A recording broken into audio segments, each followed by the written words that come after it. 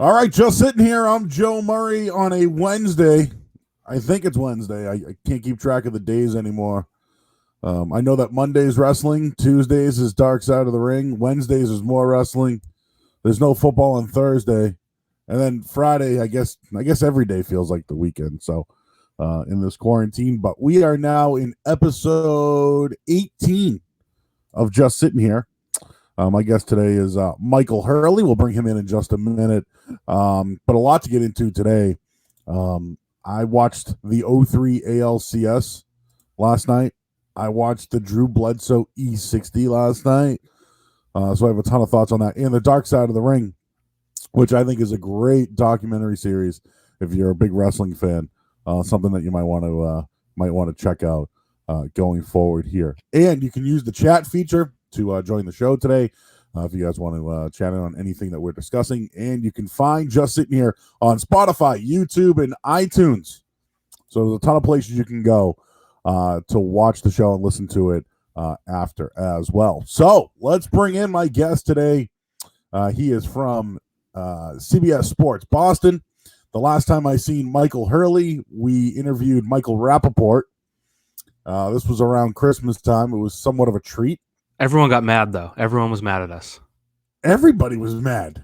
Like, I thought we handled it the right way. Like, he actually, all right, so he comes off like a douche, right? And we've seen him in the movies or whatever, and some TV shows, and I loved him on MTV growing up. But when he came in studio, he was cool. And I wanted to challenge him a little bit, but after a while, like, he was kind of cool, and I don't know. Everybody was upset that we were being nice to Michael Rappaport. I mean, you asked him, you're like, why do people hate you so much? And he, answered it. It's just, I don't know. I feel like, and it's not just with Rappaport, it's with anything. If you do anything, but don't do exactly what someone imagines they would do in that same situation, then they're pissed at you. Yeah, and I had to ask. I mean, that's what we'll do on this show today, Mike. I'll ask you questions about your past and why everyone hates me and why you hate Roger Goodell. Like we might talk about that at some point today. So that's what this show is. I do have to let you know that you kind of inspired me to do this. You started a series on 98.5 The Sports Hub where you were interviewing some of the talent at the station, like really getting to know them. I think Hardy, you did one on. Felger, I'm not really sure who else you did them on. Most people, yeah. But it kind of died out. Like, what happened to that? Well, so I did that in that extra studio in the ZLX corner of the station. So I had Fred, I had Rich, I had Zolak, I had Hardy, I had Murray, Felger, Jones. Like I was planning on getting through everyone, but the whole sale happened, and I was no longer in that building. I lost my studio, and that kind of killed it. There was one at WBZ, but it was sort of the podcast studio as it was in the infant stages, so it did kind of die out. But it was cool to just sort of like someone like Hardy, who people know and listen to and watch like 40 hours a week. Well, whatever, 20 hours a week, and like not really know the whole story. So I thought it was cool to get some of that out there. So that's what this kind of came like. One day I was bored as shit. And you can swear, see the parental advisory. Feel free. I like it. So I was bored one day, and I'm like, dude, I want. It was the anniversary of Kurt Cobain, and I just like wanted to vent about it. And I've been trying to find a video program for the gambling side, like to put up the lines and let's discuss it instead of just doing a typical podcast. Like, so I like the stream. I like that it can be on Twitter and on Facebook Live. I can push it to YouTube and all that other stuff as well. But if I was going to have someone hang out for the day, I wanted to like talk about all the topics and talk about what they're from. So you did inspire me a little bit there. Appreciate it. And that's why I've been having guests on every day like yourself. We got a big week coming up. We got Marshall Hook tomorrow. I'd love to get inside his head. We have Andrew, Are you sure? Yeah. Are you sure about that? We have Andrew Raycroft on Friday, who I've been friends with for a while now, but I want to know what happened to the Razor after the Bruins. Like, dude got traded for Tuukka Rask, and then now he's on Nesson, but interesting story with him. So like I'd like to get his backstory, but also find out his thoughts on some other things and what he likes and all that shit. So that's what we do today. I'll probably dig your brain a little bit here and kind of find out about your past, but I figured I'd at least tell you that what you did I liked and kind of brought it to Just Sitting Here. So To anyone that's interested, it was called the Hurley edition. It's still out there on iTunes. You know, it lives in perpetuity for the time until it all gets erased somewhere. But you could bring it back. You should. I could. It was a lot of work. I don't know if you know this, getting guests and booking them and figuring that out. It sucks. Yeah, people flake on you, but I do like when people are like, hey man, Wednesday I'm available. Boom, it worked out for us. All right, so your latest at CBS Boston Sports, the Jimmy Garoppolo trade, is it officially complete? Can you kind of bring it around on what the Garoppolo trade, I guess, turned into for the New England Patriots?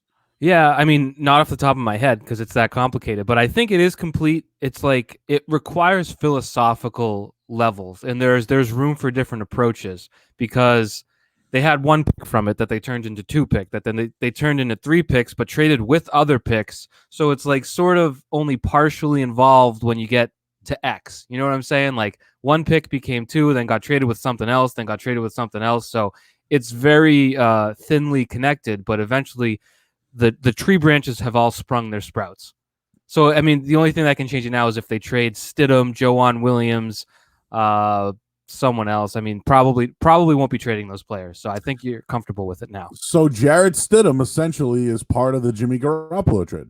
Yeah, I mean, I can map it out for you, but you'd probably just vomit from the needless excessiveness of it. But they got basically player-wise Duke Dawson, Chris Sam, Joanne Williams, Damian Harris, Yadni Kayuste, Jarrett Stidham. Well, that don't need that plan. Jarrett Stidham, Dalton Keene, and Justin Herron.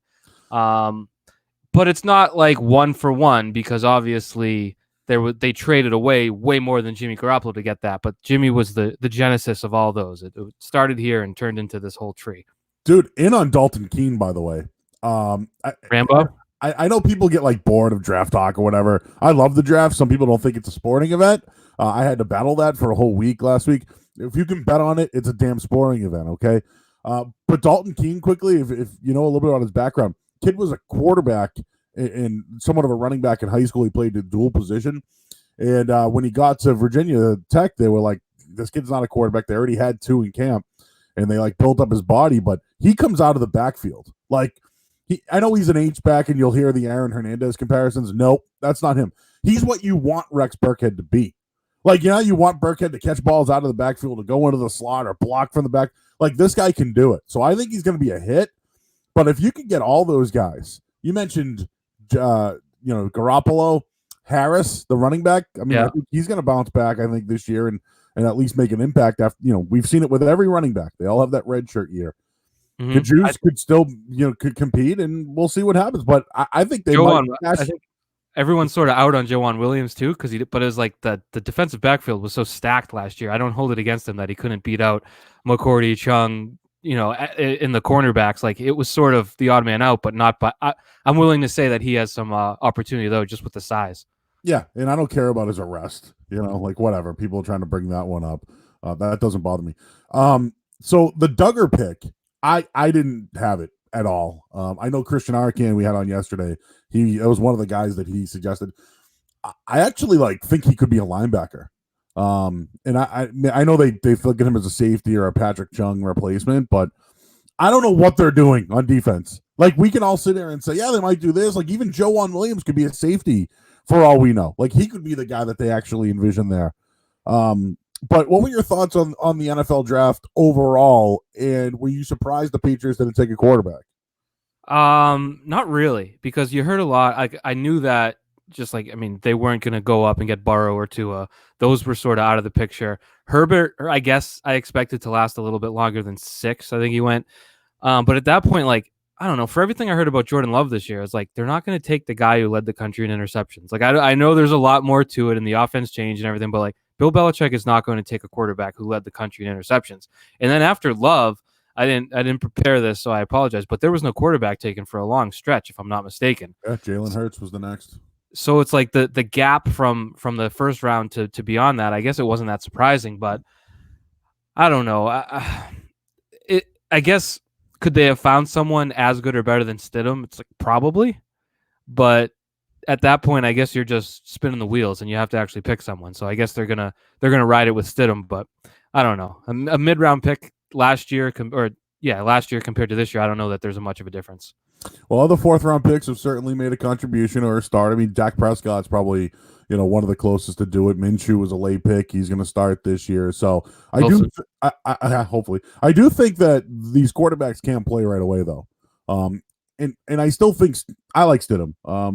At Baylor, he had to leave because of what happened with the issues at school. And at SEC, he was kind of a running team. He wasn't this shotgun quarterback, throw it every down guy.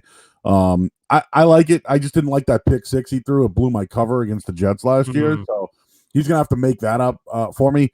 But, as someone who covers the team and writes for the team, Brady's gone. Gronk's moved on.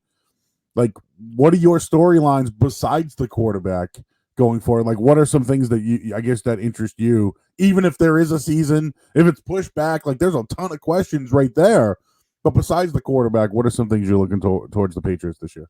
It kind of feels, Joe, and you certainly followed the Patriots in 2001 when they sort of emerged as sort of out of nowhere, I guess you could say. Not out of nowhere, they had Drew Bledsoe, but they weren't considered a Super Bowl contender. And then they just kept winning all these games with, tenacity. They were well coached, they were well prepared, special teams plays, running the ball, the defensive just intimidation, that stuff like that. I feel like there's going to have to be a return to that level of competing and winning 16-13, winning 20-17, which is fun to watch. Like, it may not be sustainable, it may not work in today's NFL, but on a week, what I like most, my favorite year following this team was 2008, because 2007 to me was just so boring at a certain point where it's like, oh, it's 56-10.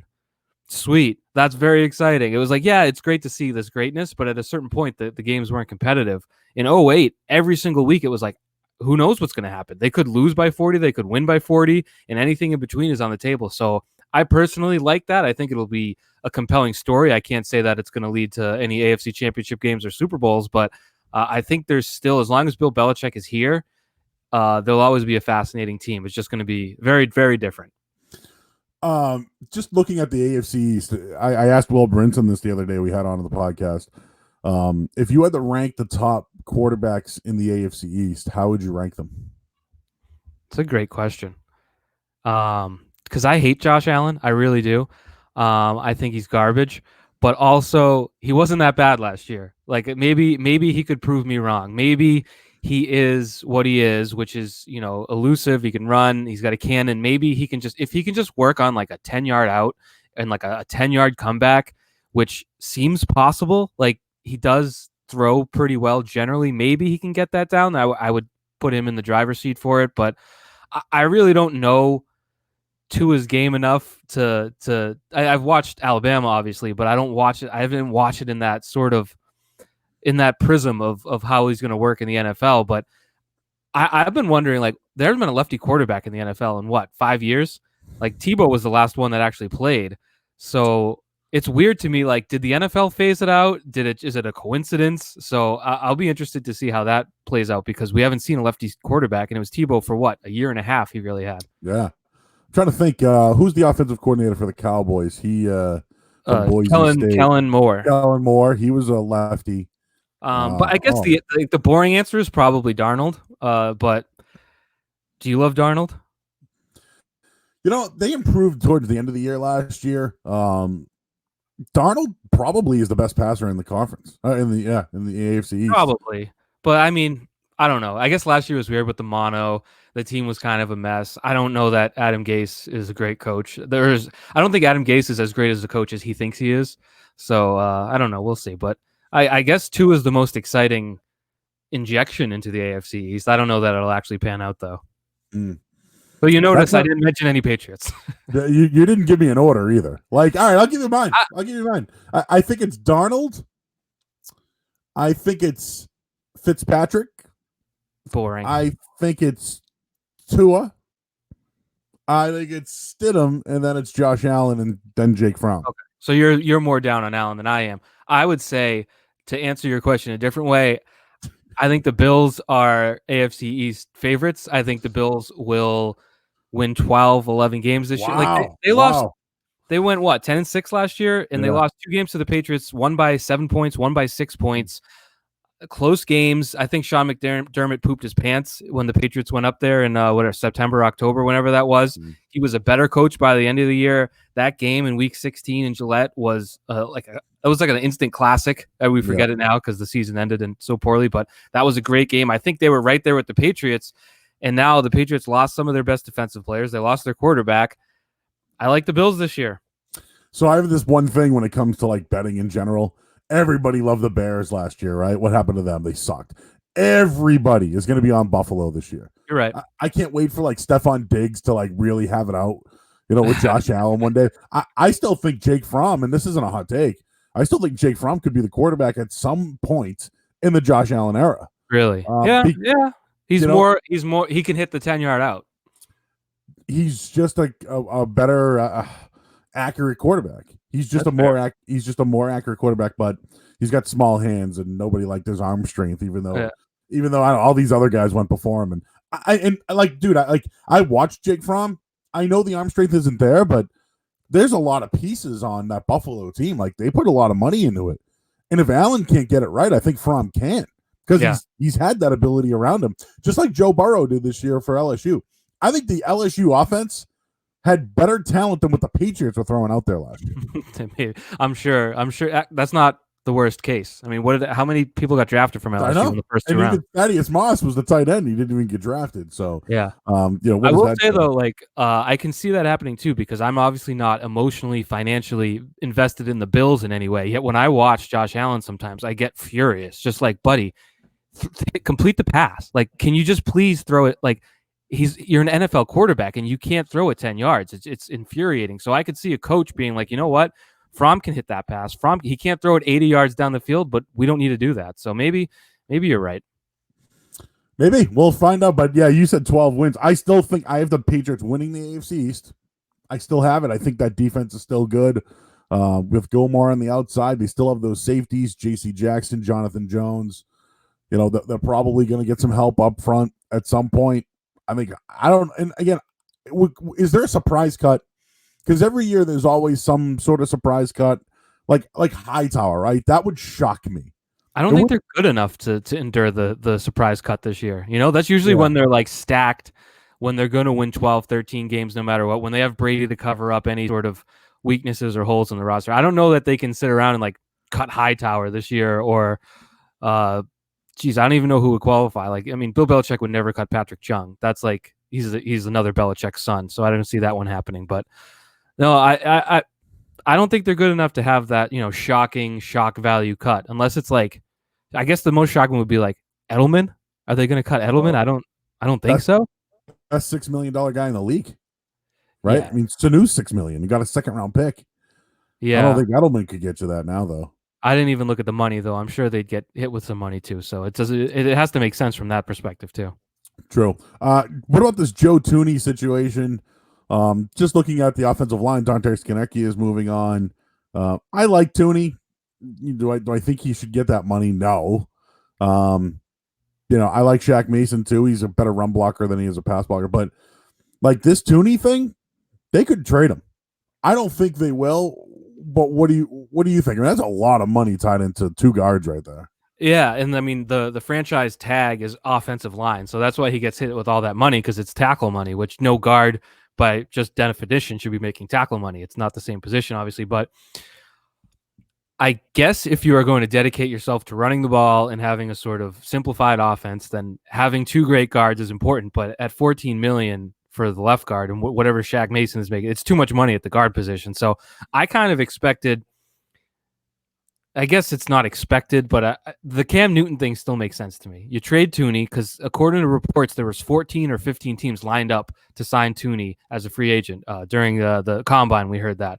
So if the market is that thick, and I know teams drafted and stuff, so maybe cut it down to 7 or 8 teams, there's still going to be teams that have cap room, that have draft capital to trade in the coming years, that might have a big hole on their offensive line that would take them and extend them and give them a 3-year deal worth whatever, $30 million. They could figure out the money, and then that would allow the Patriots to bring in a quarterback. But I know Jeff Howe reported there's no chance of Cam Newton, but if the Patriots were on the Cam Newton hunt, we wouldn't know about it. So I feel like to me, maybe that's just me hoping for a little electricity to the offseason and a little spice and popcorn factor to the regular season. But that's what I would do, because I think if you want to still contend for Super Bowls, I don't know that Cam Newton can do it, but I know that his ceiling is much higher than Hoyer and Stidham's. So here's my thought on this. I think that the Patriots could bring in Jameis Winston, Andy Dalton, Cam Newton, any of those guys, and make them a Pro Bowler. I do. I believe they could bring any of those guys in and have them play better than Josh Allen. I do. So Jameis though, dude, I am such a Jameis Winston guy, and I don't know if it's because I rode him every single game in Florida State and helped win a national championship, made me a lot of money. I don't know if it's that's what it is. He's got the eyes fixed. Okay, he's going to be in New Orleans now. He's going to be backing up one of the, Sean Payton's got the blessing on this guy, so there's something there. But Cam Newton, dude, guy played in the Super Bowl, won an MVP. He's got a foot issue. We don't know what that foot issue is. I've been told that when guys don't get surgery on it, it ruins their career. He did get surgery, and nobody's interested at all. So he's the guy, like in the betting favorite right now to land in New England. Yeah, what do you make of that? Because I remember Brady in Tampa Bay skyrocketed out of nowhere, and then boom, Brady's on the Bucs. So when that went from, I think he was like plus 1,500 to minus 190 or something, quickly. I think it's the only place he can play, meaning like actually be a starter. Like Denver's in on lock. Jacksonville, I guess Jacksonville might still work. Yeah, we'll find out what happens with that. I don't think they want Cam. Like, if you're going to get Cam Newton, he's going to compete and play. But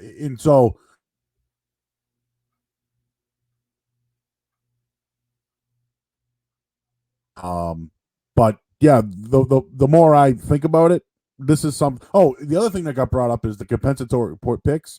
The deadline was 2 days ago. Yeah, so now if you sign them, you don't have to give up a compensatory pick. So maybe that's something they were waiting on. We still don't know when camp's going to start. So, maybe like I think it could happen is all I'm saying. But Stidham's their guy at this point. Michael Hurley here on Just Sitting Here. I'm Joe Murray. He is from CBS Boston Sports. I don't know if they have you covering other stuff besides sports now. That's why I just threw in CBS Boston. Not yet. I was, as critical of the NFL as anybody, because it's sort of what I do when they just sort of not holding the draft is one thing, and there's cases to be made that they should have or that they shouldn't have, and we obviously know now it worked out pretty well. It was not an issue, but just the mandate to come down and be like, you will not criticize us holding the draft in any way. It's like, be more NFL. You can't. That's just ridiculous. But the draft kept us very busy on the sports front. I don't know what May will hold, but April was manageable. So now I guess we move on to like, sports could return in this fashion or that fashion, and we'll do the golf. Yeah, golf what's next? Good. Yeah, and I actually have UFC to bet on this. Was it this weekend or next weekend? So I'm looking forward to that. Can I ask you what you expect in terms of golf betting? Because I don't know if golf betting is usually here and golf comes back as the first sport. I imagine it's just going to be. Yeah, and the Tiger, Peyton Manning, Phil Mickelson. Like I'm taking Phil and Tom Brady. Oh yeah, because they're the underdogs. There's plus money. And I don't know. I feel like Peyton Manning will choke and Tiger won't care. Well, Tiger was hurt not too long ago, so it's like how rusty is he going to be? Yeah. And I watched that E60 or Peyton's play. Sorry, and Peyton's got a little bit of a slice where Brady hits the ball a little further. See, I take any advantage I can get when it comes to betting. So that was one of the things I noticed there was Peyton doesn't drive the ball as far as Tom Brady. That setup Jim Nantz has is pretty freaking sweet. The replica, exactly half scale of the Pebble Beach par 3. That's absurd. I love that in my backyard. I see. That's another thing about Brady. And I want to get your background in a minute here, but so Brady gets caught like running around inside a park. He's in the wrong house looking for Byron Leftwich. People think that it's like breaking the the rules of meeting coaches or whatever. He has that huge land now in Florida, but like he has nowhere to work out. Like, yeah, I don't. Do you think he's embracing this Tampa Bay thing? I know he colored his hair. It's Tampa Bay and all that shit. I tried to trademark Tampa too, but I guess someone already has that one. But like I don't know. I feel like he's gonna miss it here at some point, but he's truly embracing everything that's going on in Tampa Bay. I think he screwed up when he got Jeter's house, which is two lots, so two mansion lots, but there's no yard. So it's like the guy's been working out in his backyard in Brookline for the past 10 years, and then he gets there and he's like, oh, I only have 5 yards to throw the football back here. This sucks. And there's people on the street. I don't have any private gates. I think he's there's certain aspects of it that maybe he didn't know think all the way through. Yeah, like the Arboretum, dude. You could just run from there and go all around, Brookline to Jamaica Plain or wherever. Here, it's like, that nobody respects him, by the way. I'm still, first off, like, I know there's the social distancing and everything like that. So some people are pissed, like, oh, who are you, Tom Brady, to be out, right now this time. For me, I'm like, dude, you got to go find that guy a place to go. You know what I mean? Like, you can't just, like, tell him you got to get out of here or get the cops involved. Like, that's Tom Brady, dude. He's got to throw the football. Like, you got to let it rip. By the way, it's noon, so I know you have children. Some guests we've had have been drinking, like, at noon. So I applaud you for not being at that point yet. Yesterday it was about 4. I was bored. I was in the backyard. I lit a fire in the fire pit, and I was like, "Oh, I'll have a beer." Like, well, there's nothing else to do. So it was a good fire though. It was one of my better ones. All right, so I got a couple of questions for you. If you had to quarantine with one person from sports media, Sports Hub, CBS, whatever, if there was one person that you have to spend 14 days with, who would that one person be? It's a good question. I mean, it would have to be someone who's considerate. Also sort of fun though. You wouldn't want someone that's boring. Someone that drinks beer. That would have to be a consideration. I went with Dan Lifshatz for me because we have this working relationship where, like, we'll text each other every day, we talk, but like that's it. Like we work together, we do a show together. We, occasionally we might like have dinner with our wives, but yeah, it's spread down the middle. Like he's got his thoughts, I got my thoughts, and like we go home. So I feel like if we had to work, it could work out, and not a lot many people could say that about like their tag team partner. You know what I mean? So I guess like I'm curious to know who yours is. Could you live with Lifshatz if there's no sports to be gambled on though? Like wouldn't it eventually, like separately, you may not be driven to the brink of losing your mind, but together having no sports in one room, it might all go. I mean, it might come down to rock, paper, scissors. I might have to get the dice out.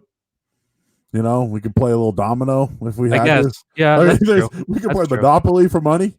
I mean, there's definitely things we could come up with. But he's losing it, by the way. I bet. He's been betting on like Nicaraguan soccer. That's not, you can't. You shouldn't do that. Like he went. Doesn't he do that anyway though? Yeah, but he went like full barrel into the draft. He actually hit Hilaire to be the first running back taken. So that was a good one. But yeah, I've been asking everyone if they could be quarantined with one person, who would it be? Oh, geez, I'm gonna go with Rochi. I think Rochi would be a good companion because every night we'd watch some old sports game and just have a ball. And generally, Roach and I have hosted some shows together on the Sports Hub where we've just done all positive day, and I think we need those. So I'm going with Rochi to boost my spirits. For 14 days, just you and Rochi. Yep, I'd come out of there happier than I've ever been in my life. Just you'd have to bring a glove. Oh, that'd be great too. Have a catch in the backyard. I have plenty of baseballs and gloves, so that's not a problem. I wonder how he feels about the Cape Cod League being canceled this year. I mean, if you think about, you've probably been to games. That's just, I don't know, 500 old people all crowded together. So you really can't have that. So it makes sense, but it's too bad. And plus, I mean, you have host families having kids move into their houses. It's just the whole thing can't really work in a pandemic. So it's a shame. Nah, no, we'll have to get him. We'll go double time next year, Rochi. Maybe we'll have like a big tailgate. Maybe they could just do constant double headers in the Cape League next year. Ooh, that'd be fun. So Michael Hurley, so what do I know about you? I know that you are from the Snow Belt. I guess that's what we call the Bellrica area. Is that correct? That's where I live now. I'm from Arlington. Ah, there we go. So you're from Arlington. I know at one point you were a drummer in your life. Tell us your story. Where'd you grow up, and how'd you get into like media and sports and all that shit? That is the right way to phrase it. I used to play drums because now I'm a dad, so they just kind of sit there. But grew up in Arlington. Went to Roger Williams down in Bristol, Rhode Island. Beautiful Bristol, Rhode Island, I would say. And there, it obviously isn't like the Syracuse journalism program. It's a little bit smaller, but so I was able to do newspaper. I was able to do the radio. I was able to do what little TV stuff we had. So got some good experience. Interned at WPRI, and then graduated in 2008 when there was no jobs to be had anywhere. So I was a lifeguard. I was a very good lifeguard. Nobody died. 8 years. 8 years, no deaths. So. Like Wendy, like the opposite of Wendy Peppercorn. You were kind of like the dude version. Anyone try anything? No, it was more little kids. I was, watching, but the stress to keep them alive was stronger than any.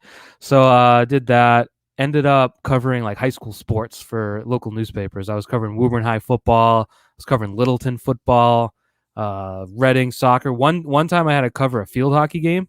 And I was literally on Wikipedia before I left to look up the rules of field hockey because I wouldn't know. And I had to interview the coach after. I was like, the girls really played hard today, huh? Yeah. I'm so sorry about this. But yeah, that was that. And then eventually after a little while, I got a job at Nesson for their website. Did that for 3 years and I left for CBS in 2000, right before Super Bowl 46. So that was 2012, January 2012. And I've been there ever since, 8 years. So yeah, that was good. It helped to be there with the sports hub downstairs when Deflategate happened. So it was just sort of like I was the guy that read stuff, churned out a Deflategate for Dummies story, and then went downstairs and did that on the radio. So that was a good situation to be in. So you kind of got anointed the Deflategate guy. Nobody, dude. I talk about this all the time, but there was a period of time. I know Rich was missing in the mornings, and they were moving Jones around. So I did nights for I think like 2 months, and something would drop in the middle of the night, like Ruth Bader Ginsburg is going to be here tonight, and like I'd be working with Sean Silver, whose wife was a lawyer, so we'd be like literally like texting his wife, "What does this mean? What does that mean?" It was hard. Like I would get yelled at from the Josh Daring at the time because I was reading what was happening. Like I didn't know anything. Like were there times where like, okay, this is what's happening today, and then you had to like talk to somebody to find out what the hell was really going on with the Brady thing? Sometimes I obviously am not a lawyer and didn't go to law school, so a lot of it was learning on the fly, but I guess just being in it so much and sort of like I was picking up on intonations of different lawyers and like different lawyers' strategies and styles, and I'm like, the judges, I'm reading like filings, I'm like, the judge is not going to like this tone. Like I'm some sort of like, experienced lawyer, but I don't know, I just picked up on a lot of that. And the sad part is, I always say this, it's like the sad part is the only reason I was able to separate myself was because I could sit down for an hour and read it. Like most people were just like, oh, screw that. I'm not going to read that. They just would read the headline or read whatever was said. And I think like the Wells report is the best example of that because you had in the first 3 pages, like more probable than not, was at least like aware, generally aware. And it's like, that's all people took. And then you read the rest of it and you're kind of like, this isn't garbage document. But if you just take, the talking points from page 3, which is what 99% of America did, then you got it all sewn up before it even opens up. So it was fun. I enjoyed it. I got to go down. The best was going down to New York for the appeal hearing. I was going to ask you that. So was that Felger who sent you on that, or was it the station that sent you? It was Felger wanted to send me on a Fanghua, but right. I was on the radio that day, and Mark Hannon was listening. Was like, we're not going to send you on a Fanghua. Like, book a real means of transportation. So I took the Amtrak down, and I did take the bus back. I was going to fly down, but I was like, that's worse than the Fanghua to fly to JFK or whatever. So I went down in the morning. I took like a 6 a.m. Acela to New York, flew over to the courthouse. It was near Wall Street, sort of. I don't know. It was downtown somewhere in New York, and went to it was like from a movie. Like, it was unbelievable. I was the only one with the laptop because you have to request they take your phone, they take everything. And I requested a phone and a laptop. They granted me the laptop. So I was in there, and it was Kessler was arguing for Brady, and I forget Paul something. I already forget his name. Clement was arguing for the NFL in front of the panel of 3 judges, and like the judges walk in. It's like I wanted like some music, like dun dun dun dun, dun, like it was intense. And I'm literally just sitting there with Microsoft Word open, just transcribing the entire thing, like just constantly. Like I was like sweating. I was like barely. It was on my lap in like a tight little courtroom. And then I ran out. I had a little MiFi thing that gave me internet. I sat on a bench in New York and I just took all that transcription and fired off like 1,000 tweets, and just like that's how I reported it, and eventually turned it into stories and stuff. But like I was calling Felger and Maz getting out of there and being like, that did not go well for Brady. Like that was a bad one for Brady. And like they had seen other people say that, and then like once they heard me say that, they're like, oh geez, this must be really bad for Brady. So, and it was. And like again, I give you credit because I didn't know what was going on, and after a while, like the Dorito Dink, and when like other stuff started coming out, like I don't know, but it's finally over. Now that it is all over, like how do you feel? Like, do you think Brady really did this? Do you think the team really did it? Because I'm fine if they did, whatever, I don't care. But like, did it really need to go to court? No. But here's what really happened. So they played a game in November of 2014 against the Jets, and Brady didn't like the way the footballs felt, and he got pissed, and he probably yelled at Jastrzemski and was like, buddy, I'm going to kill you if these balls are ever like this again. And then the text messages are in there. McNally and Jastrzemski texting saying, Tom was right. The balls were 15, like we got screwed. That referee from that night was interviewed by the Wells investigation. Nothing he said ever made it to the report. So whatever he said about the balls being jacked up that night, we can't know it. You and I are not. And then he left the league a year later. So very suspicious there. I think the balls were blown up like crazy that night. They looked into it. They're like, this is what they're supposed to be. They had McNally down there to be like, to make sure that they were that way. And if they weren't, to maybe adjust it. I don't know. We don't know that part. But I think the point was the job was to go in there and be like, hey, you're an NFL referee. I'm a ball boy. I have to tell you what to do. And like that sort of explains the relationship there and what was told. And you want to talk about like the deflator text, that those were the previous spring. So he was the deflator the previous spring, but then in November the balls are 15, and he texted his girlfriend. He said they're supposed to be 12, or they're supposed to be 12 and a half. Like, he wouldn't have texted his girlfriend they're supposed to be 13 unless that's what they were supposed to be. So that part always gets overlooked. So and Brady destroyed his phone, which eventually was what he got in trouble for. Pretty much. I mean, I wouldn't give the NFL my phone. I would light it on fire if Roger Goodell offered you. Just look at what they did to Incognito, who's obviously not a sympathetic figure, but they published every one of his texts and every one of his messages, which are like those. If anyone ever read my text, like busting balls with buddies and stuff, like that would be mortifying. That would be the worst day of my life. Now imagine if you're Tom Brady, where everything you say, no matter what it is like front page of the New York Daily News and stuff. Like, no way, that phone's going in the incinerator. I don't care what happens. I'm glad we got to talk a little Deflategate. This is something I think Felger would love to do, like this time of year. Maybe you should text him, like, hey, if you need, hey, if it gets a little boring, dude, we should bring this back up at some point. And so here's what I wanted to bring up to you. So you were a drummer at one point. Like, who were like your influences, like when it came to playing the drums? So I was talking about this the other day. Like, I don't know how kids go to high school ever went before me or after me without Blink-182's Take Off Your Pants and Jacket coming out at the end of their freshman year. Like, I honestly, that's unfathomable to me that someone went to high school and that didn't happen to them, because that was such a like monumental moment. Yeah. It was like the summer of 2001. It like just all blew up. But like I listened to a ton of Blink-182, Newfound Glory in high school, like, standard pop punk, like just nothing out of the ordinary. I got into Thrice then, and I'm still like the world's biggest Thrice fan.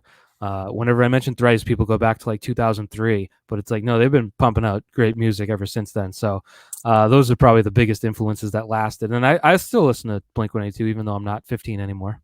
All right, so I'm a failed musician. What happened was, so Alice in Chains is my favorite band, and I tried to learn the guitar on my own. And so I went to Nirvana Unplugged first. And I was like, oh, yeah, I got this, blah, blah, blah. And then I went to Alice in Chains Unplugged, and I'm like, whoa, Jerry Cantrell's way better than Kurt Cobain. It was like night and day. I'm like, holy shit, this guy's really hard to play. And then like I'd have my friends who played music, and I'd like try to play the drums. The hardest thing for me was to get one hand not to do it like my foot was doing. You know what I mean? And like, but I could like hold a beat or whatever. But like when you start talking about Blink-182, like I don't know if you had a chance to watch the Post Malone Nirvana. Oh, that was good. Dude, he was awesome. But Travis Barker, dude, like I could just see Dave Grohl while he's playing it. You know, like he wasn't playing it like Travis. He was playing it like Dave Grohl. But like, dude, drumming is hard. It's a talent. And like, I don't know if you could do it. Like, I feel like if you can play the drums, you could learn the bass and you could eventually learn how to play the guitar or sing because you know those beats. You know what I mean? I can't do any of those things, but I can play the drums. I play a little guitar, but I'm pretty bad at it. But drums I was actually good at when I was 18. It wasn't really like a road diverged in a yellow wood situation, but I wanted to pursue music more than school, but I wasn't gonna skip out on college, so I ended up going to college. That ended up breaking up the band I was in. What was the name of the band? That one didn't have a name, but we had two songs that were like, whoo, they were good. I wish we had. Fire? Yeah, they were so good. But two of us went to college, and then it never really materialized. And now here I am, just a nerd for a living. But I could have been a rock star, maybe, probably not. I could have been a failed rock star. So my friends were in a band called Rozzy because they were all from Roslindale or whatever, and so I'd play with them. And the guitarist was the singer as well, but he didn't want to sing. So I was like, "Yeah, man, I want to sing." Like, and I wasn't any good. And my voice became better as like things got on. But I ended up like making a studio and like buying all the equipment and shit. And like when I went to broadcasting school, it was like, "Hey, do you know how to edit this?" I'm like, "Yeah." And I just like started editing and multi-tracking and doing it because I learned it from doing music. And so it wasn't talent. Availability is the best ability. I'll tell everybody. But the fact that I tried to play music at one point in my life helped out and helped me become a producer. And you mentioned in 2000, that's when I got a job. 1510 The Zone, $10 an hour. Boom! You got a producer's job, and you're gonna produce all these random shows, but it's gonna be somebody different. And but that's how I learned, man, and that's how I kind of got ahead of everybody. Now, one of my best friends was in an emo band. I think I've told you the story. And I used to go to all the shows, man. And like, I don't stand out in an emo crowd. Like, I'm 6'3", over 300 pounds. It doesn't work. So there were a lot of bands that I liked. So I wanted to give you my top 5 when it comes to emo bands, and I kind of wanted to hear yours. Again, my buddy was in a band called Faraway, and I think their original name was called Stay the Night. And it was that Tom DeLonge, my little windmill, like, that kind of pitch, I guess, emo pop punk. Whiny. Yep. So I wanted to just at least give you my top 5. So here we go. So I loved Brand New. I think I've told you I've met Jesse Lacey a couple times. So I had Brand New.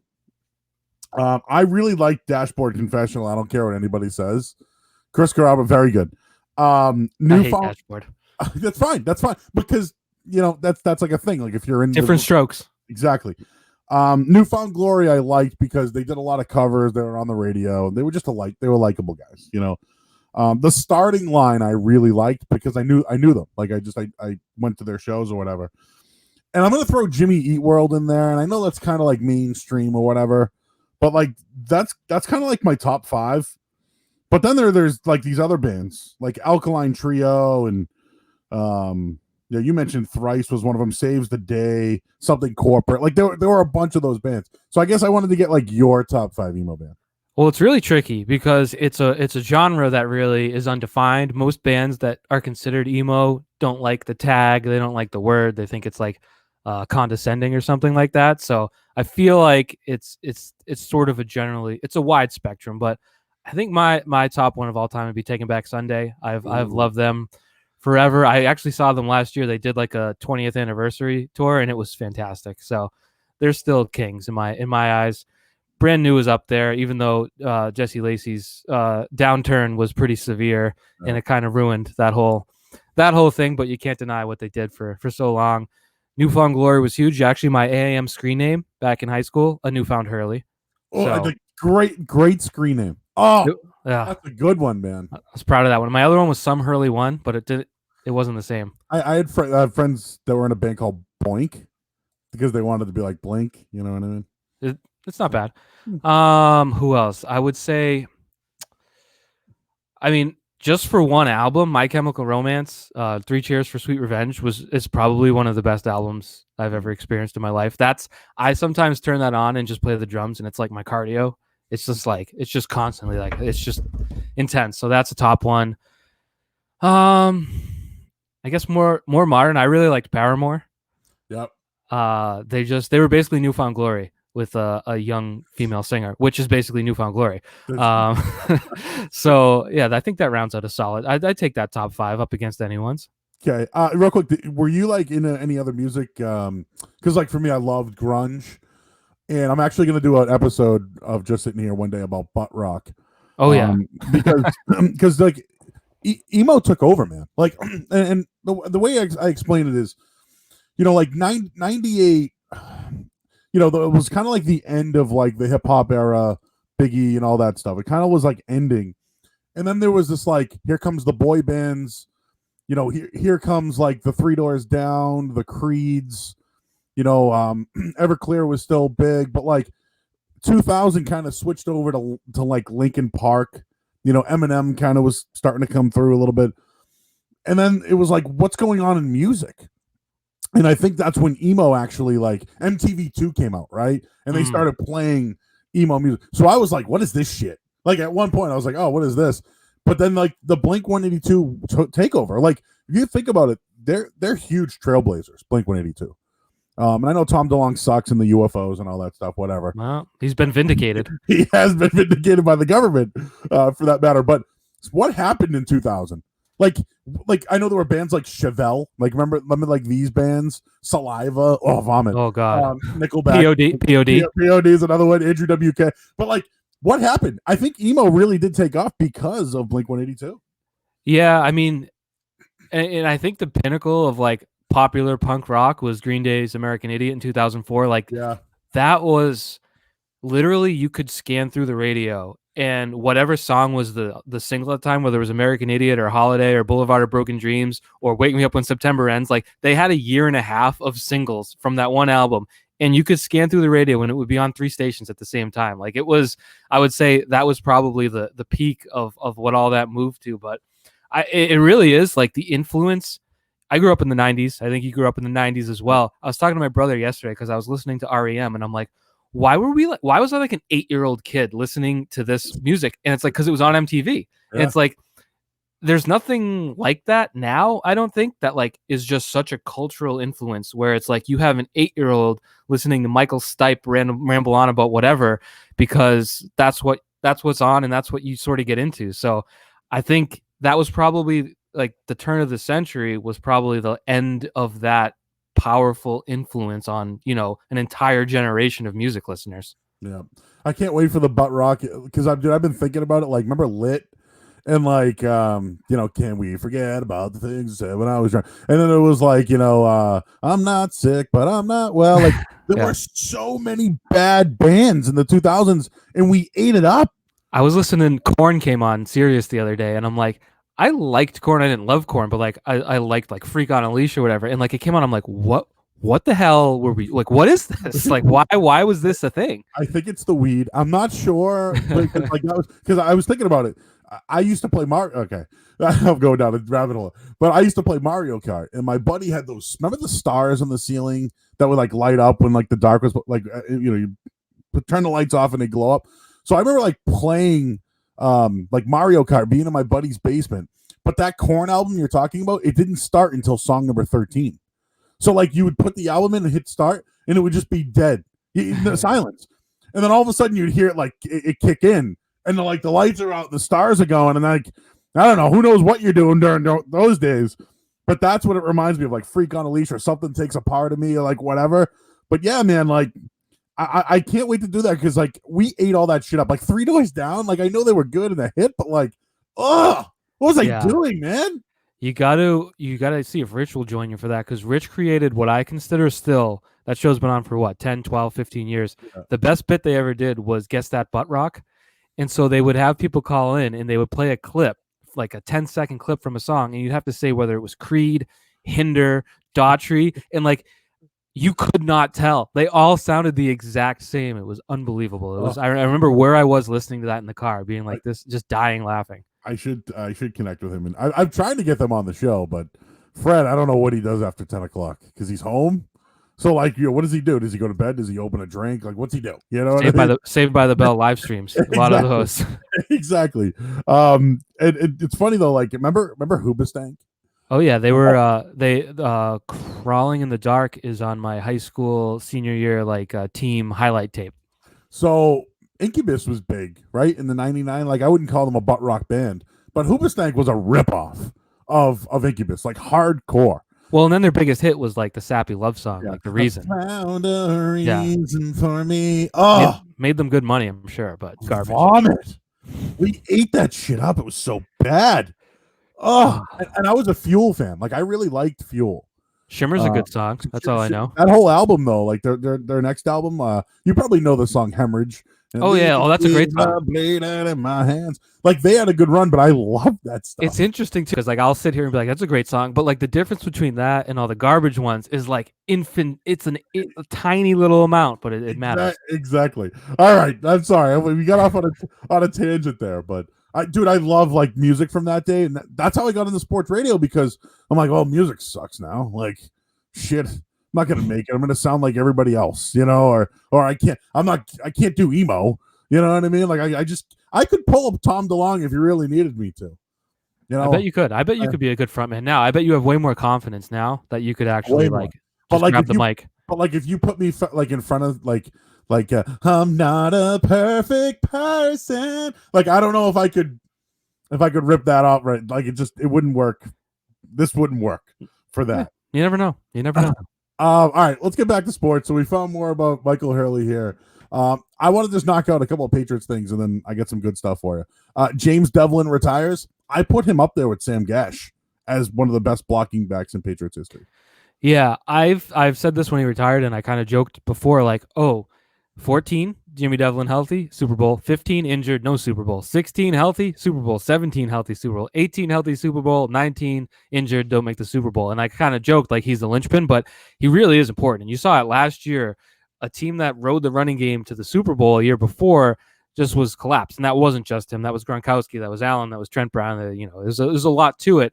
But he really was exceptional. He had a lot of athleticism. He wasn't just a meathead sort of hammer to just go hit the hole. He could change directions while staying downhill and square people up as well as anyone I've ever seen do it. So absolutely. I mean, the fullback's impact can only go so high, but without it, your team is missing a huge amount. And I think and Belichick said it, when he's been healthy, we've made the Super Bowl. So that's about as high praise as you could get. Yeah, and the kid Vitali, I don't know if it's Vital or Vitali. Did you see his Instagram? Yeah, the guy's a workout machine. But dude, I remember him with he caught passes for the Packers last year.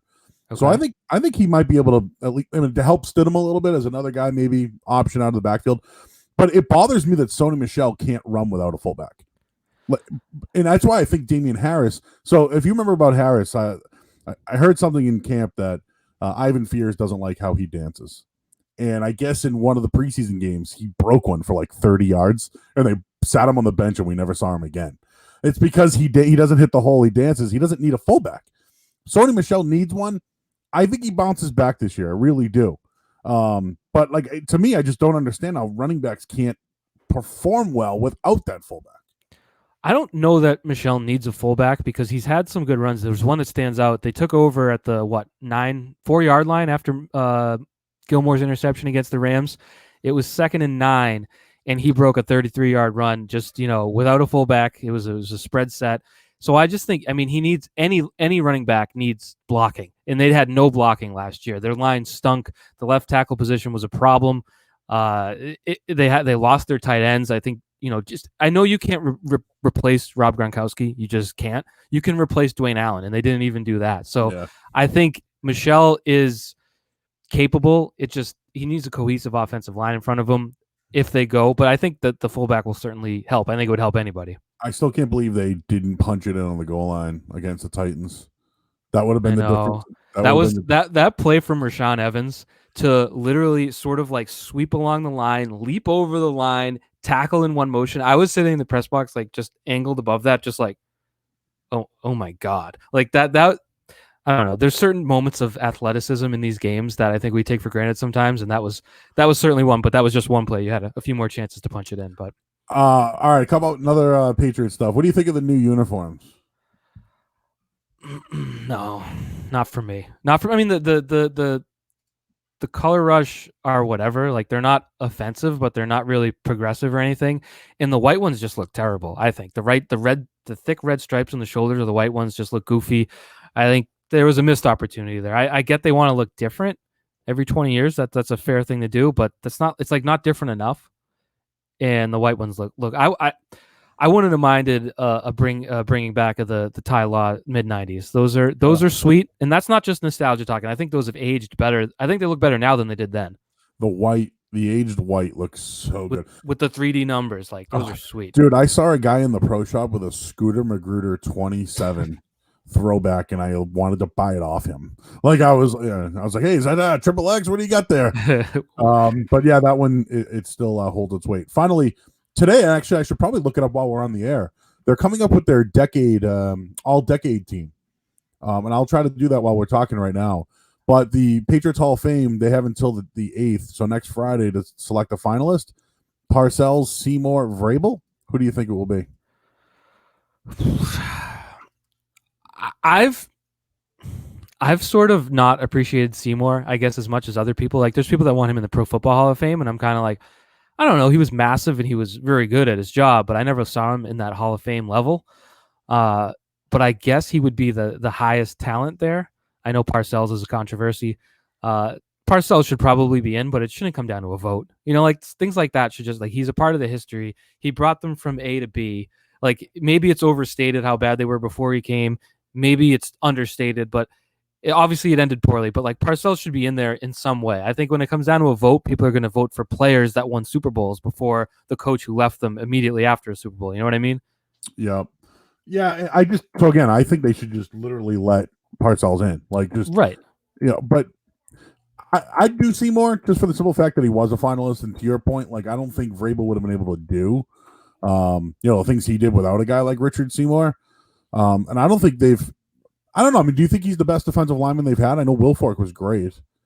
I think Wilfork was better, but obviously not in the same capacity. He was more taking up space, taking on double teams, just doing Yelman's work in the middle, as opposed to moving all over and getting after the quarterback a little and getting his hands up. And I mean, Seymour was a freak. Seymour, I've seen technically larger people, but Willie McGinnis and Richard Seymour are the largest men ever born, as far as I'm concerned. So there's no denying that. So either way, I think Vrabel was just sort of a badass during that Super Bowl run. Like, the attitude and the nastiness that he brought, I think, elevated them to a certain level. I think to the Ty Law interception where he has his hand in Kurt Warner's face, that makes it all happen. Like, you can't really go wrong. I prefer Vrabel's attitude and nastiness, I guess, to Seymour, but I think either one of those guys is a fair pick. Why is it just one? Like, you won all these Super Bowls, you're going to have to let more than one guy in per year.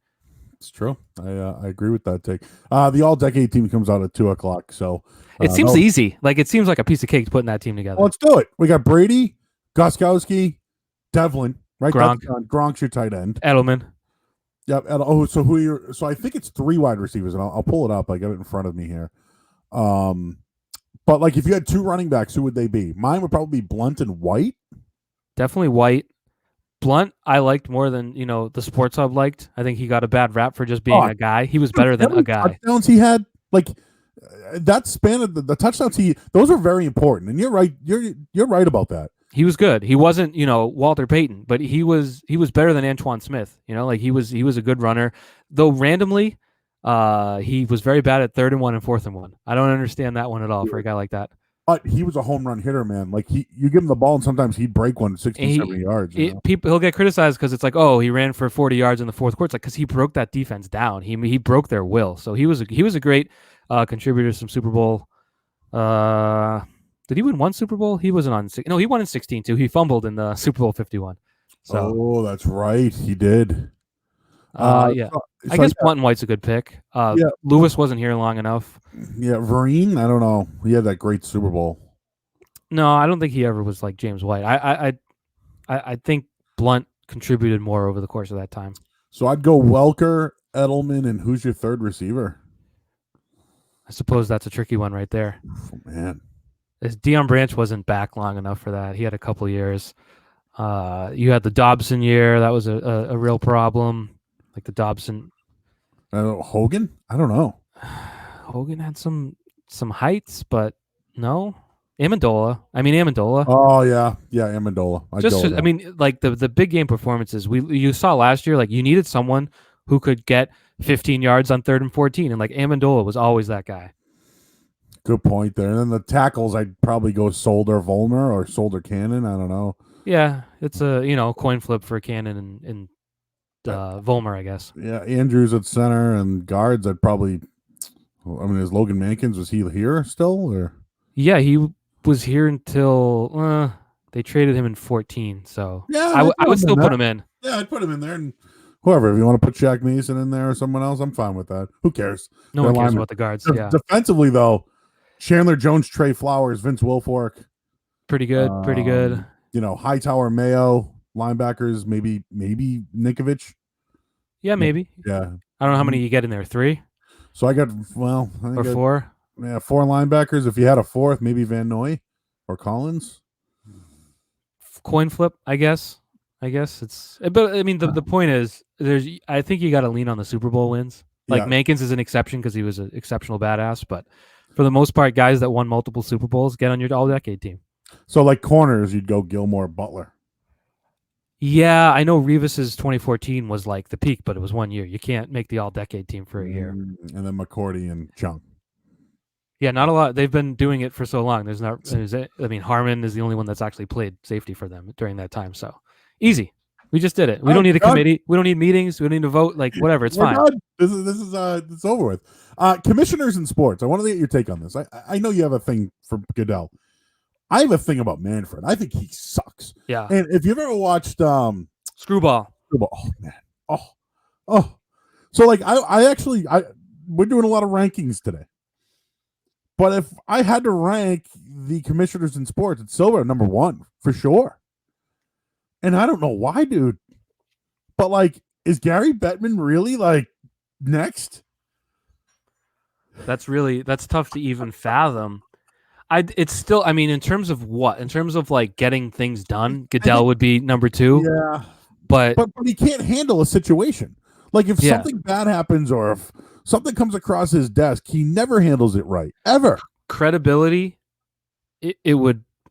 See, it's not Bettman, though, because the NHL's fight against concussions and like fight against science for so long has been so obnoxious that it can't be them. Like, there's no credibility there at all. And I think he's the biggest heel, though. He like loves being the heel. Yeah, I mean, that's a factor. Goodell obviously tries to pretend to like it, but doesn't. The thing with Manfred that I think he benefits from is just people don't know. Like, people don't know. Like, until a steroid controversy happens or until there's a strike, like people don't really care about the commissioner. But you look, the Screwball, he looks really bad in that. I mean, A-Rod looks terrible in that, but he looks really bad. He basically, it was like mafia. Like it was like shakedowns and threatened, and like that's not what you think of when it comes to like MLB investigation. So that's bad. The way he handled the Astros thing was a joke. The way he handled the Red Sox thing was a joke. The way he handled basically everything has been a joke, but people, I don't know, maybe because baseball is baseball, but he's definitely sneaky bad, underrated at being bad. Here's another story for you on CBS Boston. If you get some downtime, I've been trying, and like the thing was the Astros thing hit, and it was like, oh my God, Hinch suspended for a year, Lunau suspended for a year, draft picks, and everyone was like, bah. And then the next morning I woke up, I'm like, they didn't mention any players. Like the people who were actually cheating didn't even get like reprimanded. Like I know he can't suspend them because the union's powerful, but like they were complete. And then you go to the Red Sox thing. So it's one thing to say, hey, Carlos Beltran was a big bully and he made these grown men cheat. It's like, no, he didn't. Get out of here. But all right, that's your story. With the Red Sox, they're like, the video replay scout was making them all cheat. Busted. It's like, come on. Like these are adult grown men professionals, the height of their profession. Don't scapegoat the poor guy working his ass off, like doing his job. It's infuriating. Yeah, it's a good point. I like that a lot. What about the new proposed baseball divisions? I mean, I hope we do get baseball this year. I haven't missed it though. I'll be honest with you, I haven't missed it. I used to get that nostalgia to go to Fenway Park, like, and maybe it's just because of what's happening in the world, but obviously the new proposed baseball division is to get it going by July 4th. And kind of like move the leagues around, similar to what they do at spring training. But anything they can do to get sports back, I'm in on it. Yeah, I'm with you though. Like I've been oddly serene about the lack of sports. Like I'm obviously a sports guy. It's obviously my job and it's much more than that. It's, what would I do every night? But I guess it's because of the seriousness of the situation. It's not like we're getting hosed here. Like this had to be the only way that was happening. I actually I attended as a customer the last Bruins game before the whole thing went crazy. It was March 7th, I want to say. And I went. There was not a care in the world. It was sort of a news story you would check in on occasionally, but there was no like social distancing. There was no. It was a big crowd. You go to the bars, they were crowded, jammed out the door, and so how quickly it turned. I guess it's just sort of. I haven't been as forlorn about it as other people. It's just sort of like, all right, well, this is how it is. So I'll watch it when it comes back. But honestly, the idea seems to be like take all these athletes, take them away from their families for how long? 3 months, 4 months, 5 months? It's like these people have kids. Their wives certainly don't want their husbands to disappear for 5 months. Like I don't think, I know they get paid very well, but I don't think they signed up for living in like clusters away from the people they love and their family and friends. It just seems a bit hard to believe they'll ever agree to do that. Yeah, but at the same time, if it gets them to play baseball and play 80 games instead of 162, they might consider it. Plus, they've been spending a lot of time at home of late. All right, so two things I wanted to throw at you. I watched the E60 Drew Bledsoe last night, and I can't help but think that this guy was on his way to the Hall of Fame. He got benched by Tom Brady, and then he missed 14 games or 13 games. And then the next year he played for Buffalo, was good. Got benched the next year by J.P. Lossman. And then eventually played for the Cowboys and got benched by Tony Romo. So I just look at it as like he missed 4 seasons of his career and played 14 years. And I think he would have been on his way to a Hall of Fame. I'm going to flat out say this. I don't think Drew Bledsoe will ever be a Hall of Famer. And Jeremy Schaap did the whole thing last night when I was watching. I know it happened a couple of weeks. Actually, it was done a year ago. But the more I look at it here, like this guy was actually trending towards the Hall of Fame. And all of this happened, and I think he'll always be respected, but dude, he's still to this day like is fighting to get his job back. Like today, he's still doing that. But I don't know, man. Like Jeremy Schaap basically said that he's a top 15 quarterback of all time based off these statistics. Today on Twitter, I'm getting a bunch of shit about, what do you know, blah, blah, blah. Well, they said it. I didn't. Yeah. I think he was on it. I think he could have been a Hall of Fame quarterback. I also think that if he was a dick that year, like he almost said that. He said he ended up taking the high road, but maybe none of this happens if Bledsoe doesn't go down, or at least, that year he could have disrupted a lot of things. But I think it's better for him in the long run what he did. It's great. If you haven't seen it yet, it's really good. But I had it deep when it was supposed to air, but then like something significant. Oh, Kobe Bryant died. Right. So it got postponed, and then I had it recorded the next time, and then like I think the Lakers played their first game, so like that kept getting pushed off, so I never got to see it.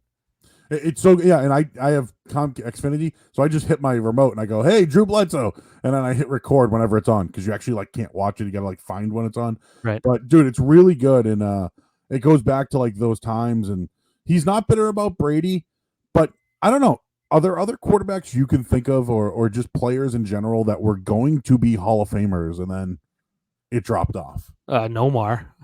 Oh, Speaking yeah. of 90s Red Sox, 90s Boston athletes. I mean, he was as good a hitter as there was in the game, and then he got all jacked up for that Sports Illustrated cover and never was the same. So that was a bigger disappointment. With Bledsoe, like the volume stats would have been there, I think, but I don't know. I think the counter to what you're saying is that you don't lose your job 3 times if you're actually great. Like he fit the bill. He looked the part.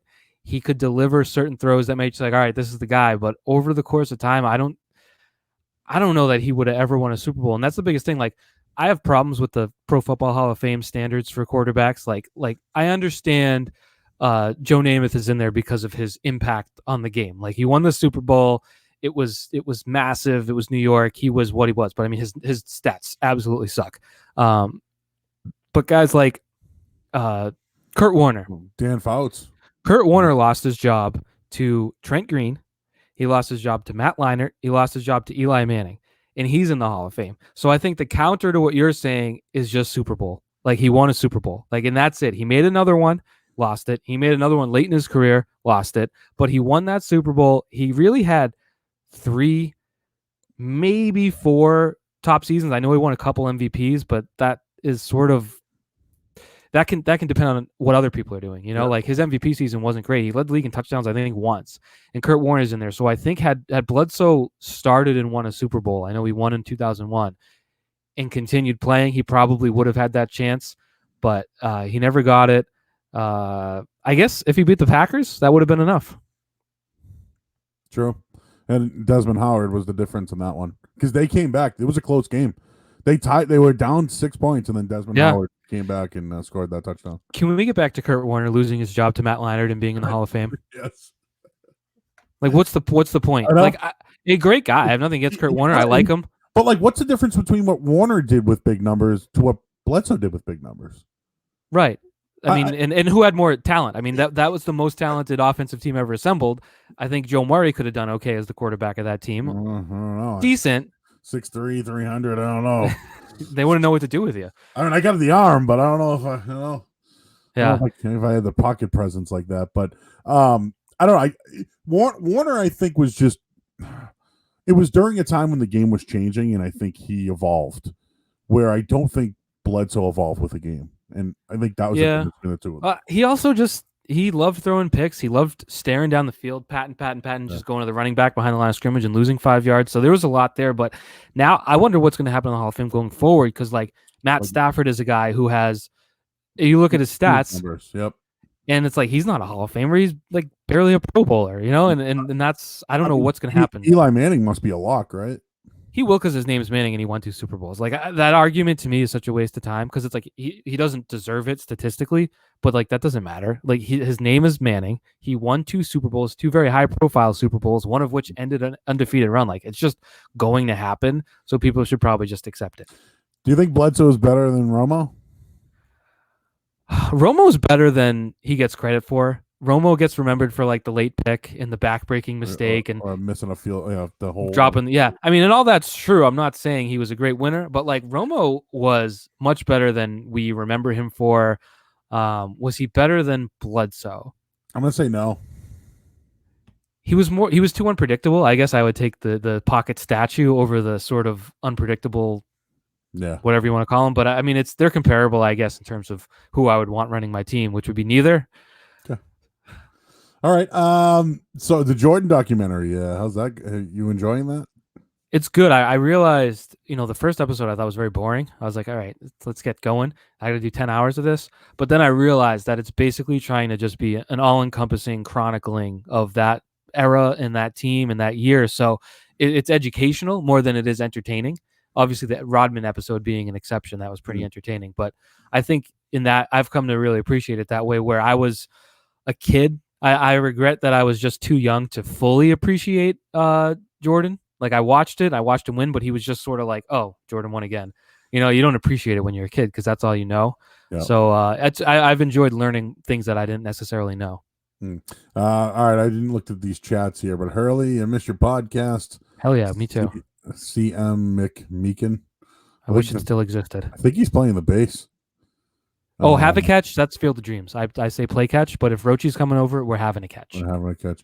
And doesn't everybody remember Bledsoe for the same back-breaking mistakes? Yes, and he almost did it in the playoffs against the Pittsburgh that year as well. The best thing about that game is Brady goes down, dirty hit from Lee Flowers, absolutely filthy hit to Brady's knee. Brady goes out, Bledsoe walks in, and then literally has an identical play to Mo Lewis, just like standing up on the sideline. That's what they showed last night. They showed that, but they said that's what like pumped him back up. Yeah, it almost killed him again too. Like, dude. So I don't want to spoil the E60, but like, I guess like they thought he was dead. Oh, he almost died. He could have died the night of Mo Lewis because he stayed he went back in the game. Yeah, and I don't want to spoil the E60, but yeah, I guess like he was with his brother and he just like passed out, and they were like, "Oh shit!" Like, and he still had a pulse, but like they thought he was gone, but it was just his lung was collapsed, and his dad said that if he went home and didn't go to the doctor, he would have died. Probably died in his sleep by himself. So that was definitely bad. But to come into the Steelers game and just literally do the same thing. Yeah. He's standing like a statue, like 6'5", whatever he is, and just gets blasted. And he gets up like, "Hey, I survived this one. All right." Yeah. But yeah, it was funny. The touchdown he threw to Patton was I mean, money. money. It was money. So yeah, Ted Johnson was a part of the E60, and he said that like when he took that hit and got up, he said like the team was fired up. Like he said that like not a guy, everybody got off the bench and was like, let's go, let's do this. So maybe that was like a trendsetter for that game, you know? I mean, that game was unbelievable. The punt return from Troy Brown, which came after, I believe, a flag on Pittsburgh for illegal. I think they punted, and then Belichick had them punted again after the penalty, and Brown took it back. You had the blocked kick for the touchdown. Like you scored every which way. That's what I'm saying. Like those days were fun. Like those days were awesome. Like no, like you didn't go into the game thinking like, well, they're definitely going to beat Pittsburgh. Like, they should beat the Rams. It was just like, I don't know. I guess they maybe have it, and then they pulled it off. So that's what's exciting about 2020 is like the unknown. I'm not saying it's going to work out, but it's fun to watch. I'm ready. I'm in. I hope the defense is good, and I hope we get that Belichick where we're like, you know, the safety through the end zone, like those kind of Belichick moments where you're like, man, they just believe in this guy and they're gonna ride Stidham all the way to the championship. Like I'm kind of hoping for that. One other thing I watched last night, the 03 ALCS Red Sox Yankees. I don't know what happened. I was flicking channels and I go to the TV and Pedro's on the mound in the 8th inning. That's when I turned it on too. I was like, nah, I'm good. 5-2 lead, 1 out. Okay. Jeter's up at the plate, and I live tweeted it. Jeter's up at the plate and hits a sharp ball to right field, and Nixon just misread it, and it went over his head. I think Nixon screwed up. I think, and people like, oh, how dare you talk bad about Trot Nixon? He misplayed that ball. He catches that ball. There's 2 outs in the 8th inning. And I'd have to see it, but I trust you. I'm telling you that he misplayed it, and then I don't think the Yankees will ever get credit from a Red Sox fan, but Bernie Williams and Jorge Posada and Matsui had 3 of the best at bats maybe ever in the play. They had 3 of the best at bats. Hi. Go ahead. Yeah. Say hi to the microphone. Say hi. Hi. Good job. Hi. But yes. Yeah. No, and I think they won't get credit, but dude, those are like 3 of the best at bats like in that series. I forget the order of Matsui. Posada was last. So it was Matsui and Williams. So was it Williams, Matsui, Posada? Yes. Whoever was, second after Jeter, it's like, that's when you got to make the move. Like, I understand keeping the ball in the hand of your best, like your guy. Like Pedro's your guy. He's your horse. He's a badass. Like, I understand sticking with him, but at a certain point, you got to be like, all right, it didn't work. And then they just, that's where the Grady Little decision. It wasn't going to the mound and coming back. It was not going back out to get him. Well, it's just, he didn't have anything that could miss a bat. Why did he go back out there? Dude, so I had Michael Conley on. He's a writer, used to work for the Herald, writes about the Red Sox and everything. He told me that in the 03, Timlin had a 0.85 ERA. And Embry was the same. They were like lights out. But like, and don't get me wrong, like Pedro still had it in that 8th inning. He still had it. It's just once he gave up that hit to Bernie Williams, I thought they should have pulled him. Right. Like pull him then he got 2 more. And then you get Matsui, you go lefty. But they did that too late. It was just, that was bad. But that night, so just story time with Mike Hurley. So I was a senior in high school, and the vice principal came on before school, and he's like, if the Red Sox win tonight, tomorrow's Red Sox Day. You don't have to. I was a Catholic school, so we had a shirt and tie. So he's like, you can come to school in Red Sox gear. It'll be a big party. So literally after the 7th inning, I didn't have much Red Sox gear. I wasn't a big gear guy. I had this old nylon jersey from 6th grade. So I ran upstairs. I grabbed it. I was like, if I cut the sleeves off, I can wear a t-shirt underneath. It'll be great. I'm literally snipping the sleeves as it's all falling apart. And I'm like, I got to stop doing it. Those were the salad days of superstition. So it's like, I put it down and I'm just like, I got to stop. And then obviously it happened. I just sat there with my scissors in my shirt, just stunned. Yeah. Are you kidding me? I remember too, they showed, because Brett Boone was in the booth and Aaron Boone hit it and they put a camera on Brett Boone. He had a tear in his eye. And I was just in the sunken place. I was just like, yeah, I remember I just moved into my buddy's house and we're on the couch. We're watching it late, home run hit. And we didn't move. I don't even think we talked. We didn't throw anything. Nothing. Didn't shut it off either. I bet it was just shock, man. It's good with times like these to look back at it, but I think Grady should have been fired for that. Yeah. And I know it worked out in the end and whatever, but He had 4 chances to take out Pedro. 4. And he I would have left him given Pedro the chance. I would have taken him out after it didn't work. Like Well, that's where if Nixon makes that catch, there's 2 outs. You know? Yeah. You know what I was watching last night and today a little bit was a sort of forgotten game, Game 2 of the 2004 ALDS in Anaheim. Really good game. That's one of the benefits of this whole in Anaheim. Yep. Yeah. Yep. They fell behind 3-1 in the 6th, and then Veritek hit a 2-run bomb in the top of the 6th. He hit the 2-run bomb to tie it, and then they brought in Francisco Rodriguez in the 7th, and they scraped a run across. Like Damon got into a fielder's choice, got to second on, and then got to third on a pass ball, and Manny hit the sac fly to bring him in. It was Bellhorn walked on a pitch that went right down the middle. Like, it's just you watch these games and you're like, are you kidding me? Like, there's a lot we forget. Speaking of that, Manny Ramirez wants to come back with the Taiwanese league, I believe. Bring him back. I'm in. Bring him back. Manny should play until he dies, until he's a 97-year-old. Julio Franco's still playing. Oh, yeah. So, like, I mean, shit. You either have it or you don't, and Manny Ramirez has it. Quick thing. So I'm a big wrestling fan. Dennis Rodman obviously did wrestling at one point, and Gronk tried wrestling and failed. Would you ever be interested in a Gronk versus Rodman wrestling match at WrestleMania? No, I wouldn't. I don't know. I'm not really a wrestling guy. I'm not into that world. I was when I was a like 12, 13-year-old in Stone Cold and The Rock were kings of the world, no doubt.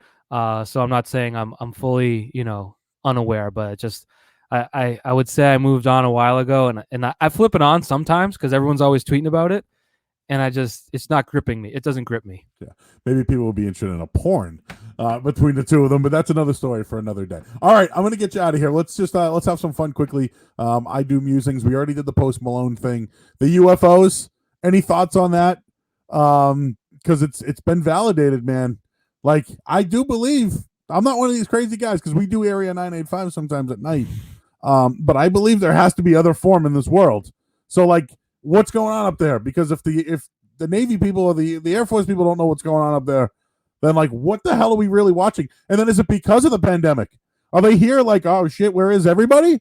Or are they like, should we get out of here right now? There's a fine line you have to walk, because I think if you sit here as a tiny speck on a huge globe in the part of a massive solar system, like, if you think you're the only species in this whole crazy universe, you're nuts.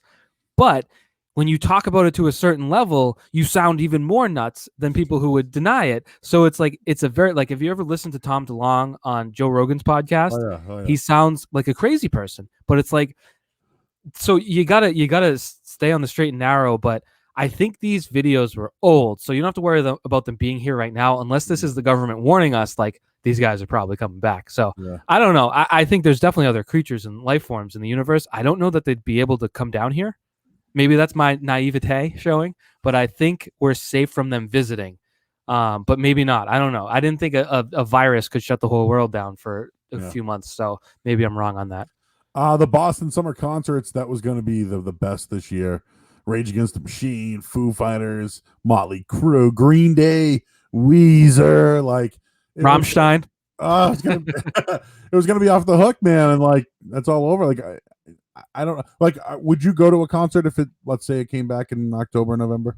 It's a great question, because I've been thinking about, like, I go to a lot of shows, like in small venues, like at like the Sinclair, the Paradise, a little bit bigger at the House of Blues, and all you do there is just crowd in with people, and they sweat on you, they spit on you, they're drinking, like, and I'm thinking about, like, that's such a foreign thought to me right now, that it's going to be so weird for a while. We're all going to have we're going to be impacted socially for a while. Like, I watch shows where, like, they're filmed 5 years ago and people are, like, close to each other. I'm like, get away from each other. Like, what are you doing? Like, you can't do that. So every way we've interacted with humans is going to be impacted for a while. I'm sure we'll get back to normal, but it's going to take a while.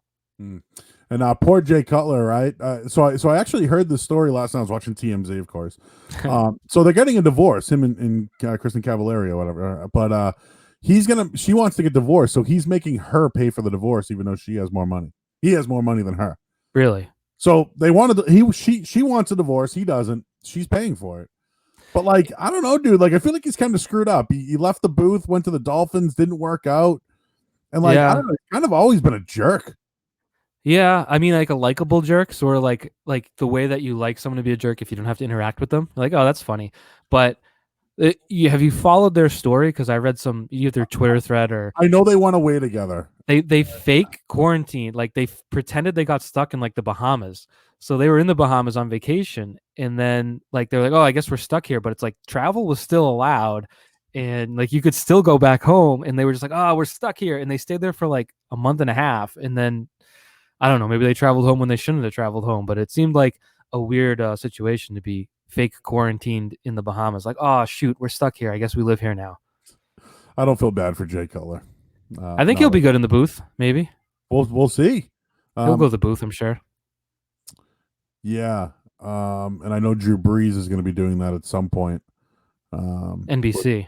Oh yeah, Notre Dame. I wonder what's going to happen to Flutie. Is they going to bump Flutie out? Maybe. I mean, how many years can you live off the Hail Mary? We're at like 35 right now, so it's like. It's a good point. We wrap up every podcast. I call it Quarantine. Quarantine. First place you will go when the pandemic finally ends. Oh man, we actually have a jar in the kitchen of all the things we want to do, and mine is get ice cream. There's nothing better than going to the ice cream place and like getting like that. Like you get like a small and it's like 9 scoops, and you're just like you're sitting there and it's like a fight to not let it melt before it gets all down your hands. So that's my choice. It's like not nothing big. Is there an ice cream shop? Yeah, right near my house. It's like, it always tastes like you could buy ice cream and put it in the freezer, but it never tastes as good as right from the, when like some kid scoops it in there and just like puts the whole tub on. That's spot number 1 for me. 2 recommendations on the North Shore. There's Richardson's ice cream. Of course. If you go to the Jordan's Furniture, there's one right in there. And then in Boston, High Pack, Ron's Bowling Alley. All right, good to know. Ron's is one in Dedham as well if you ever make the way there. Quarantine snacks. What are you munching on during quarantine? I ate so many Cheez-Its yesterday that I got heartburn. Dude, so we just did a Cheez-It countdown with Will Brinson the other day. He mentioned all the kinds, the cheddar kind, the jalapeno kind. Like he told me he's been ripping through Cheez-Its. Well, so I put out a tweet. It was very controversial because I am an extra toasty guy. Okay, yeah.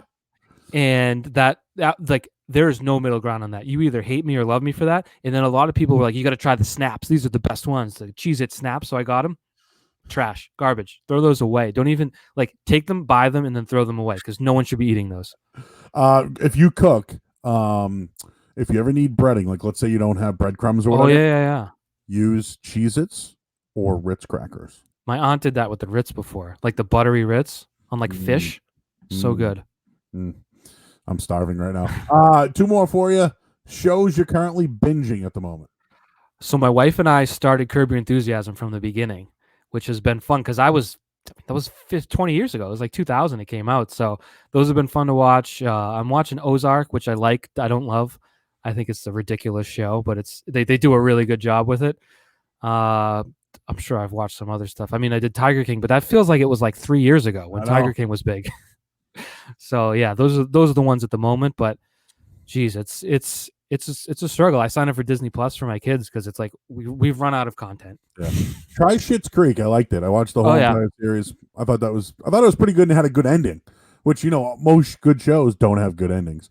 And if you liked Breaking Bad, Better Call Saul, you got to do it. Of course. Yeah. No, yeah. But Better Call Saul for years has been the only like put my phone down show on TV where it's just like movie theater. Like I do like a movie theater experience, like lights off, phone away. It was sad Monday night. Last night was today. 2 nights ago. It's like no Saul tonight. I wonder what's going to happen with Lalo. Like, great villain. It's going to be a great that show has come a long way too because like I don't think it knew where it was going when it started. It was like caught in between, and they didn't know how many seasons they were going to do. They didn't know like Kim wasn't even in the picture at all. She was like a bit character. Now she's number 2 basically. Yeah, so she's in with the cartel. Similar to Jesse, like Jesse was supposed to be written off after season 1, but he was too good that they made him the like most important character in the show. So Better Call Saul, great. I just rewatched Breaking Bad recently, so I guess I'll rewatch Better Call Saul. Last one, favorite frozen food. Favorite frozen food. Like not ice cream or treats or anything like that. Gotta be something frozen, like a Pop-Tart, not Pop-Tart, Hot Pocket. Yeah, Celeste pizzas. I like there's a certain type of frozen pizza. The packaging is like a cow, and it's from Vermont. I forget what it's called. That is a quality frozen pizza, because you know how you get a bad frozen pizza, it kind of ruins the whole. Yeah. So I can't think of it, but if you're at the store, it's in a cow box. It's like black and white spots. It's from Vermont. It's like, you know, all natural organic stuff. But like, I don't care about that. I care like it's a good pizza. Yeah, because I mean that's all I've been eating lately.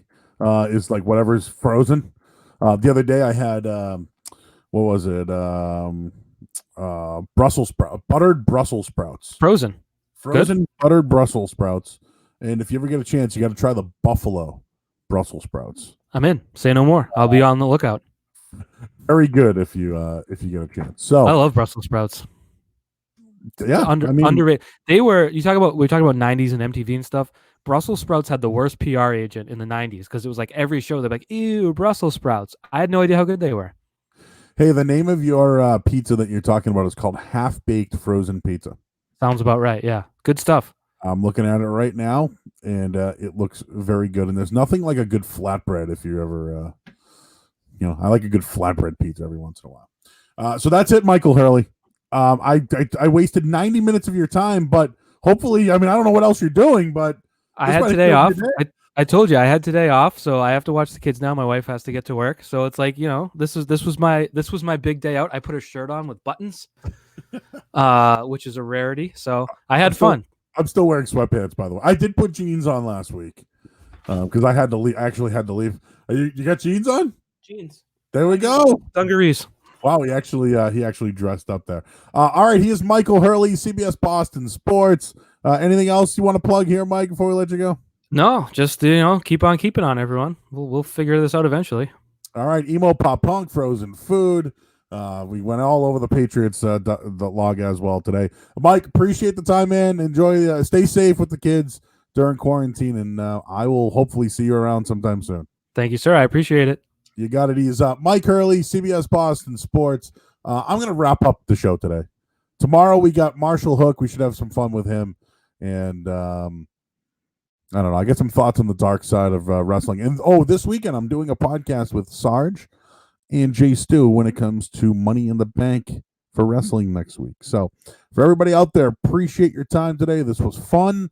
Love Mike Hurley. Does a great job there. Marshall Hook tomorrow. And then Andrew Raycroft on Friday. That should be a lot of fun here. So 90 minutes down the tube. I'm Joe Murray, just sitting here. We will talk to you tomorrow on Facebook Live and on Twitter. And, of course, don't forget Spotify, YouTube, iTunes. That's where you can hear everything. Appreciate everyone for all the support that they are doing during this time. And we're going to keep it going for a couple more weeks. It's been extended till May 18th, so I'm going to go as long as they'll let me. So, again, I'm Joe Murray, just sitting there. Talk to you tomorrow at noon.